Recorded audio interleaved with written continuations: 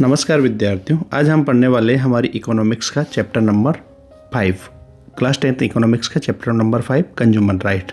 तो एक ही वीडियो में इसे हम कंप्लीट करने वाले हैं। इस चैप्टर को बिल्कुल शॉर्ट नोट्स के माध्यम से इस चैप्टर को मैं आपको पढ़ाने वाला हूं, तो वीडियो पूरा देखिए। स्टार्ट करते हैं। कंज्यूमर राइट्स, तो क्या क्या उपभोक्ताओं के जो कंज्यूमर्स हैं उनके क्या क्या राइट्स होते हैं, ये सारी चीज़ें हम इस चैप्टर में कंप्लीट करने वाले हैं। The consumer in the market place, तो मार्केट प्लेस में जो कंज्यूमर्स हैं उसकी क्या पोजीशन होती है, ये अभी हम देखने वाले हैं।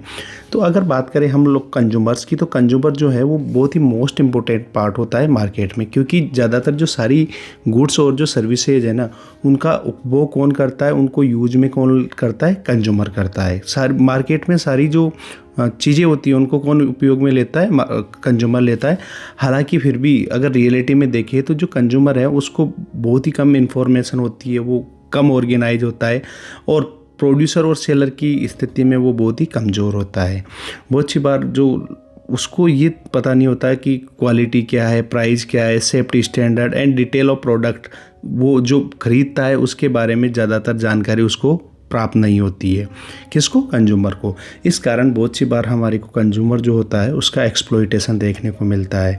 तो कंज्यूमर का जो एक्सप्लॉइटेशन है वो बहुत सारे तरीक़ों से किया जाता है और हर बार किया जाता है। जैसे कम तो माप तोल करके, under weight and under measurement, कम नाप तोल के माध्यम से।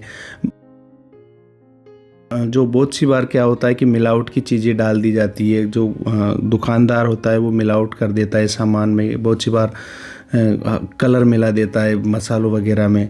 और बहुत सी बार क्या होता है, कम चीज़ें तोल दी जाती है, कम किसी चीज़ की ज़्यादा प्राइस ले ली जाती है। जो उपभोक्ता होता है, जो कंज्यूमर होता है, उससे किसी चीज़ की ज़्यादा जो प्राइस है वो ले ली जाती है।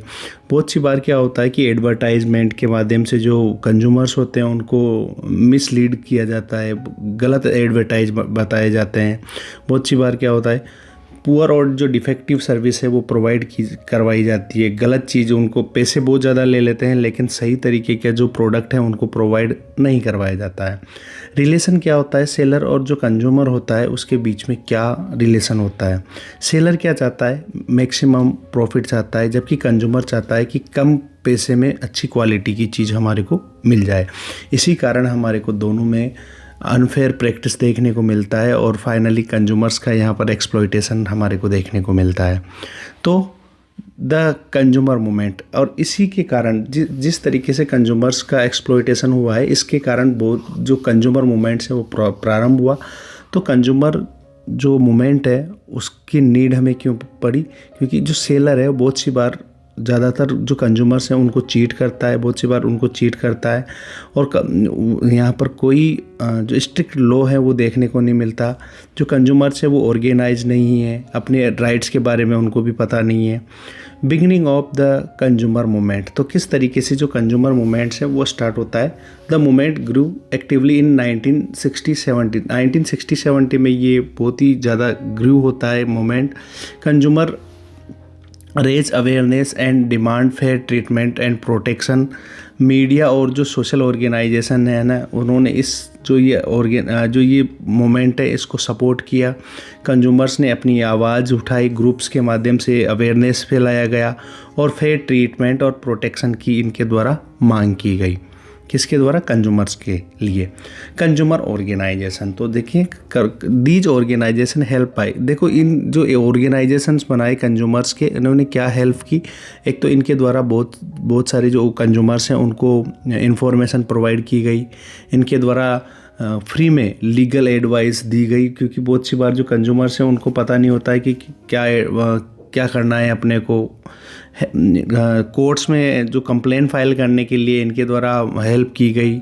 अवेयरनेस कैंपेन चलाए गए इनके द्वारा, जो अवेयरनेस कैंपेन है वो चलाए गए, कंडक्ट किए गए। अवेयरनेस जो कैंपेन है वो कंडक्ट किए गए। तो ये सारी चीज़ें कंज्यूमर जो ऑर्गेनाइजेशंस हैं उनके द्वारा करवाई गई। कंज्यूमर राइट्स, अब दो कंज्यूमर्स हैं उनके क्या क्या राइट्स होते हैं, तो एक एक करके हम देखने वाले हैं। राइट टू सेफ्टी, पहला राइट है कंज्यूमर्स को, consumer should be protected against goods and services that are hazardous to life and health. तो जो जैसे इलेक्ट्रिकल जो एप्लीकेशंस होते हैं उन पे ISI मार्क होना चाहिए। जो फूड प्रोडक्ट्स हैं उनके उन पर FSSAI मार्क होना चाहिए। साथ ही जो LPG वगैरह जो सप्लाई की जाती है उनको सेफ्टी के माध्यम से ही उनको सप्लाई किया जाना चाहिए। तो कंज्यूमर जो होते हैं उसका राइट है, राइट टू सेफ्टी, और उसको सही चीज़ें दी जाना चाहिए। ठीक है ना। अगर कंज्यूमर को सही प्रोडक्ट नहीं मिलता है, सही स्टैंडर्ड का प्रोडक्ट नहीं मिलता है, तो वो क्या कर सकता है, कंप्लेंट फाइल कर सकता है। दूसरा है राइट टू इन्फॉर्म। जो कंज्यूमर है उसको सारी चीज़ों का राइट होता है। क्या राइट्स होता है, क्या चीज़ जानने का राइट होता है कि उस प्रोडक्ट की प्राइस क्या है, उसकी मैन्युफैक्चरिंग एंड एक्सपायरी डेट क्या है, उसका name and address of manufacturer का नाम और एड्रेस उसको पता होना चाहिए। उसमें क्या क्या मटेरियल डाला गया है, उसकी वार्निंग और साइड इफ़ेक्ट्स पता होना चाहिए। क्वालिटी मार्क्स जैसे ISI, egg mark, hall mark आदि, ये सारी जो चीज़ें हैं ना उस प्रोडक्ट पर लिखी हुई होना चाहिए। और या जो कंज्यूमर है उसको ये सारी चीज़ें पता होना चाहिए। कंज्यूमर को ये सारी चीज़ें जानने का अधिकार है, ये सारी चीज़ें। अब अगला देखने वाले हैं हम right to choose. Right to choose अगला हमारा राइट है। तो कंज्यूमर है उसको variety of goods and service जो है वो एक इफ़ेक्टिव प्राइस पर चूज करने का अधिकार है। कोई भी सेलर कंज्यूमर को फोर्स नहीं कर सकता कि ये पर्टिकुलर प्रोडक्ट आप खरीदो। बहुत सी बार हमारे को देखने को मिलता है ना कि ये चॉकलेट लेनी पड़ेगी आपको ये खरीदने पर, ऐसे। और कोई भी जो व्यक्ति है किसी एक चीज़ पर मोनोपोली नहीं कर सकता। इसके अगेंस्ट जो कंज्यूमर है वो कोर्ट में जा सकता है। मतलब किसी भी चीज़ पर एक आदमी मोनोपोली नहीं रख सकता है। ठीक है। अब देखने वाले हैं हम राइट टू बी हियर। जो कंज्यूमर है उसको राइट है अपनी वॉइस उठाने का और कंप्लेंट करने का। ठीक है ना। ये अगर उसके साथ भेदभाव होता है तो ये सारी चीज़ें complaint must have companies must have customer care and feedback system. Company के पास कस्टमर केयर और फीडबैक सिस्टम होना चाहिए।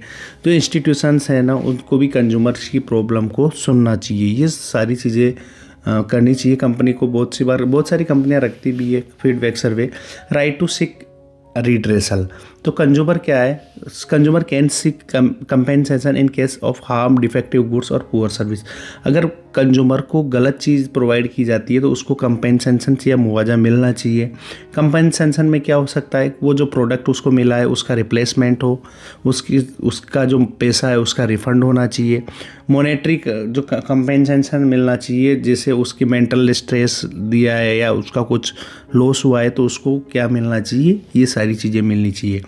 Consumer court play a major role in this. और इन सब में जो कंज्यूमर कोर्ट है ये वापस पैसा दिलाने में, तो कंज्यूमर कोर्ट बहुत ही महत्वपूर्ण रोल इसमें अदा करता है।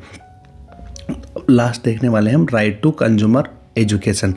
अब देखिए consumer must be educated. Consumer को एजुकेटेड होना बहुत ही ज़रूरी है कि उसके क्या राइट्स हैं और क्या उसकी रेस्पॉन्सिबिलिटी है, इनके बारे में कंज्यूमर्स को पता होना चाहिए। गवर्नमेंट भी बहुत सारे कैंपेन चलाती है, जैसे जागो ग्राहक जागो कैंपेन चलाया गया और बहुत ही ज़्यादा मात्रा में ये स्प्रेड हुआ।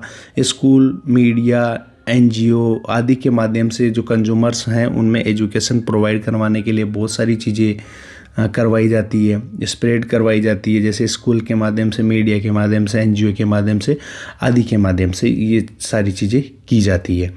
तो ये अब हम देखने वाले हैं क्वालिटी मार्क्स। देखिए कोई भी जो चीज़ लेते हो ना उस पर बहुत सारे क्वालिटी मार्क्स बने होते हैं। जैसे ISI इंडस्ट्रियल एंड इलेक्ट्रॉनिक जो प्रोडक्ट्स होते हैं, एग मार्क एग्रीकल्चर प्रोडक्ट्स होते हैं, ये सारे मार्क्स हैं।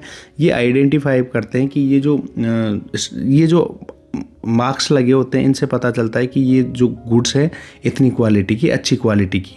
अगर ये मार्क्स नहीं है तो आप कम लेस क्वालिटी की चीज़ें खरीद रहे हो और आप दुकानदार को बोल सकते हो कि भाई इसमें ये मार्क नहीं है, तो आप उसको ख़रीदने से मना कर सकते हो।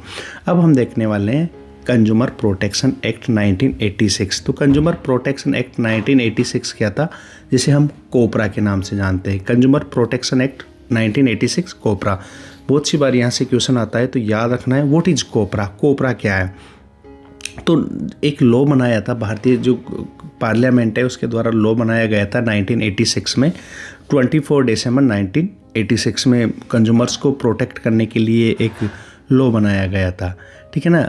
तो नेशनल कंज्यूमर राइट्स डे भी सेलिब्रेट किया जाता है एवरी ईयर 24 दिसंबर को, क्योंकि ये जो कोपरा है, ये कंज्यूमर प्रोटेक्शन एक्ट 1986 है, ये 26 दिसंबर को संसद के द्वारा लागू किया गया था। इसको और भी ज़्यादा शक्तिशाली बनाया गया 2019 में, इसमें संशोधन किया गया इस एक्ट में और इसे और भी ज़्यादा शक्तिशाली बनाया गया। इसके तहत ही क्या किया गया, लीगल अथॉरिटी प्रोवाइड की गई कंज्यूमर्स को। अब जब उनके साथ एक्सप्लॉयटेशन होता है तो कंज्यूमर्स को क्या प्रोवाइड करवाया गया, इसको लीगल अथॉरिटी प्रोवाइड की गई। ठीक है ना, ये याद रख लेना आप एक बार सारी चीज़ें। कंज्यूमर प्रोटेक्शन एक्ट क्या था, कब लागू हुआ था। अब इसके ऑब्जेक्टिव क्या थे, कोपरा जो था इसके ऑब्जेक्टिव क्या थे, इसके ऑब्जेक्टिव देखते हैं अपन लोग। ऑब्जेक्टिव इसके क्या थे कोपरा के, इसके साथ ensure quick and simple complaint redressal, simple complaint के साथ रिड्रेसल हो, protect and promote consumer rights, इसके द्वारा कंज्यूमर राइट्स जो थे उसको प्रोटेक्ट किया गया। प्रिवेंट अनफेयर ट्रेड प्रैक्टिस, इस जो अनफेयर ट्रेड प्रैक्टिस होती है उसको प्रिवेंट किया गया, रोका गया। अब हम देखने वाले हैं कंज्यूमर कोर्ट्स। कंज्यूमर कोर्ट्स देखो, अगर भारत की बात करें तो भारत में 3 लेवल पर कंज्यूमर कोर्ट्स होते हैं। फर्स्ट जो कंज्यूमर कोर्ट होता है वो डिस्ट्रिक्ट लेवल पे होता है, जिसे डिस्ट्रिक्ट कंज्यूमर कमीशन बोलते हैं। इसमें क्या होता है कि 1 करोड़ रुपए तक के जो सारे केस है डिस्ट्रिक्ट कंज्यूमर कोर्ट में लड़े जाते हैं, 0 रुपये से 1 करोड़ तक के। और ये पहला चरण होता है व्यक्ति का जहाँ पर वो कंप्लेन फाइल करता है। फर्स्ट स्टेप होता है जहाँ पर वो क्या करता है, कंप्लेन फाइल करता है। सेकेंड स्टेट पे हमें देखने को मिलता है स्टेट कंज्यूमर कमीशन। इसमें जो किया जाता है 1 करोड़ से 10 लाख रुपए तक की फाइनेंशियल ज्यूरिस्डिक्शन इसके बीच में आती है। केस हो तो इसके बीच यहाँ पर किया जाता है। अगर आपको डिस्ट्रिक्ट कमीशन जो होता है उसका डिसीजन सही नहीं लगता है तो आप यहाँ पर अपील कर सकते हो। नेशनल कंज्यूमर कमीशन, इसमें हमारे को 10 करोड़ से ज़्यादा के जो पैसे से संबंधित जो ज्यूरिस्डिक्शन है, फाइनेंशियल ज्यूरिस्डिक्शन के केस यहाँ लिए जाते हैं। अगर आप स्टेट के डिसीजन से संतुष्ट नहीं हो तो यहाँ पर आप क्या कर सकते हो, अपना अपील कर सकते हो। और ये हाईएस्ट कंज्यूमर कोर्ट है इंडिया का, इसके बाद आप कहीं अपील नहीं कर सकते हो। ठीक है, ये हमारे 3 याद रखना तीनों को। प्रॉब्लम विद कंज्यूमर्स, जो कंज्यूमर्स होते हैं उनके साथ क्या प्रॉब्लम होती है और जो कंज्यूमर कोर्ट के साथ क्या प्रॉब्लम है। बहुत सी प्रॉब्लम हमारे को कोर्ट्स में भी देखने को मिलती है। एक तो जो जस्टिस होता है उसमें बहुत ही ज़्यादा डिले होता है, क्योंकि जो केस हियरिंग है वो बहुत ज़्यादा टाइम लगता है इसमें। दूसरा, लार्ज नंबर ऑफ केसेज, बहुत ज़्यादा केसेज यहाँ पर है। तो कोर्ट है जहाँ पर बहुत ही ज़्यादा ओवर क्राउडेड है, क्योंकि बहुत ज़्यादा मात्रा में यहाँ पर केसेज पेंडिंग है। लैक ऑफ लीगल नॉलेज, जो कंज्यूमर्स होते हैं उनको इनकी ज़्यादा नॉलेज नहीं होती है कि कैसे कंप्लेन फाइल करना है, ये सारी चीज़ों की उसको पता नहीं होता। कॉस्ट एंड प्रोसीजर, कॉस्ट बहुत ज़्यादा होती है। ठीक है ना, बहुत सी बार बहुत ज़्यादा कॉस्ट हमारे को देखने को मिलती है। और जो प्रोसीजर है वो लोकल जो लोग हैं या जो कमज़ोर लोग हैं वो प्रोसीजर भी नहीं समझ पाते हैं। The time and effort required discourage people form filing complaint. तो ये सारी चीज़ें हमारे को इसमें कंज्यूमर कोर्ट में प्रॉब्लम भी देखने को मिलती है, क्योंकि जो लोकल लोग हैं या जो मेन लोग हैं वो अपना जो न्याय है वो प्राप्त नहीं कर पाता है। कंज्यूमर अवेयरनेस में हम गवर्नमेंट कैंपेन देखते हैं। Jago Grahak Jago is the most popular awareness programme. ठीक है ना, awareness message on TV, advertisement and radio, newspaper आदि के माध्यम से चलाया जाता है। ये जागो ग्राहक जागो नेशनल कंज्यूमर हेल्पलाइन के माध्यम से भी हमारे को देखने को मिलता है। आप कंज्यूमर कैन कॉल ऑन 1811 4000 पर कॉल कर सकता है या ऑनलाइन अपनी जो कंप्लेन है वो फिल कर सकता है। तो इन सारी तरीके से आप हमारे अवेयरनेस भी फैलाई जाती है। अब देखते हैं हम role of media and NGO और मीडिया का क्या रोल है यहाँ पे। तो media spread awareness through advertisement and news. Media जो होता है वो एडवर्टाइजमेंट और न्यूज़ के माध्यम से अवेयरनेस फैलाता है। एनजीओ बहुत सी बार वर्कशॉप, सेमिनार आदि की अवेयरनेस ड्राइव जो होती है वो कंडक्ट करते हैं। बहुत सी जगह पर वर्कशॉप लगाते हैं, बहुत सी जगह पर सेमिनार करते हैं, बहुत सी जगह पर अवेयरनेस ड्राइव ये लोग लगाते हैं। इससे क्या करते हैं, ये लोग कंज्यूमर्स में अवेयरनेस फैलाने का काम करते हैं। ऑनलाइन कंप्लेंट पोर्टल भी हमारे को देखने को मिलता है, जहाँ पर कंज्यूमर कंप्लेंट फाइल कर सकता है, जो है consumerhelpline.gov.in पर। Complaint can be filled at both the state and central level, दोनों लेवल पर, सेंट्रल और स्टेट लेवल पर आप क्या कर सकते हो, कंप्लेंट कर सकते हो। अब कुछ रेस्पॉन्सिबिलिटी भी है कंज्यूमर्स की, जो क्या है, सबसे पहले तो जो कंज्यूमर है उसको हमेशा बिल या रिसिप्ट लेनी चाहिए। ISI egg mark, FSSAI hallmark mark आदि चेक करना चाहिए। जो प्रोडक्ट है उसकी इन्फॉर्मेशन देख लेनी चाहिए, उसकी MRP, एक्सपायर डेट, ये सारी चीज़ें देख लेना चाहिए। File complain against unfair practice, अगर अनफेयर प्रैक्टिस कर रहा है दुकानदार तो उसके खिलाफ कंप्लेन फाइल करना चाहिए। जो एडवर्टाइजमेंट और जो मिसलीड करने वाली जो चीज़ें हैं उनसे अवेयर रहना चाहिए, उन ठीक है ना, और उसको अपने राइट्स और जो एजुकेशन है उसके बारे में एजुकेट होना चाहिए, अपने राइट्स के बारे में एजुकेट रहना चाहिए। तो ये सारी चीज़ें जो कंज्यूमर्स हैं उसको होना चाहिए। तो इस तरीके से ये जो हमारा चैप्टर है, ये हमारा चैप्टर ख़त्म हो चुका है। अगर आपको ये वीडियो समझ में आया है, पसंद आया है, तो लाइक, शेयर और सब्सक्राइब ज़रूर करें, ताकि हम और भी आगे वीडियो बना सकें। Thank you.